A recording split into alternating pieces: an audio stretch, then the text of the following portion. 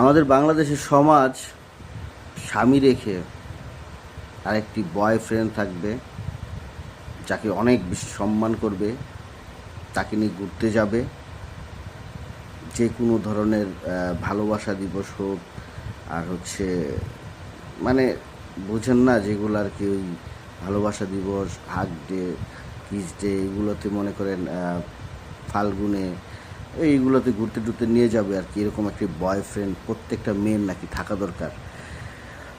তো আমাদেরই এক মেয়ে আমাদের দেশের, সে বলতেছে, সে আসলে এইটাই বোঝাতে চাইতেছে যে সে প্রকাশ্যে তার স্বামী রেখে আরেকজন বয়ফ্রেন্ডকে নিয়ে সে ঘুরতে খুবই পছন্দ করতেছে, মানে ভালো আছে সে। এই ধরনের কি বলে যে রীতিনীতি সে চালু করতে চাইতেছে। আপনারা কতটা সাপোর্ট করেন একটু ভিডিওটা দেখে জানাবেন। সে ডিউটি নিয়ে ব্যস্ত, দ্যাটস ওয়াই আমি আমার ফ্রেন্ডকে নিয়ে বের হয়েছি। এই জাস্ট ফ্রেন্ডের অর্থ হচ্ছে ফ্যামিলি, সম্মান বোধক, মানে যে আমাকে অনেক সম্মান করে, সব সময় সব কিছুতে আমাকে স্মরণ করে, এবং তার ফ্যামিলির সাথেও আমার একটা পারিবারিক বন্ধন।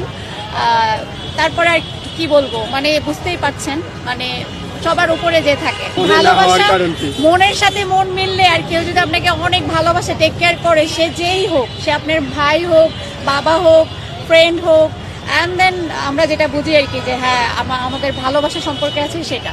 সারাদিন সবাই কল করে, কিন্তু তার কলটা পেলে আমি বলি, ও রিফাত ভাইয়া কল করেছে, আমি কিন্তু ভাইয়া ডাকি, যদি আমার ও সরি আপনাকে দেখতে চিনবে না, সরি।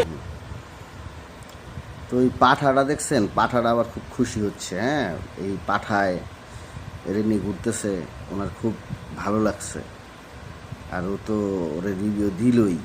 তো আপনারা কতটা ভালোভাবে নিচ্ছেন একটু জানাবেন কমেন্ট করে, ঠিক আছে? আর যদি আপনারা এটা ভালো লাগে তাহলে তো অবশ্যই ভালো লাগলো, আর যদি খারাপ লাগে তাহলে কমেন্ট করে জানাবেন, ঠিক আছে?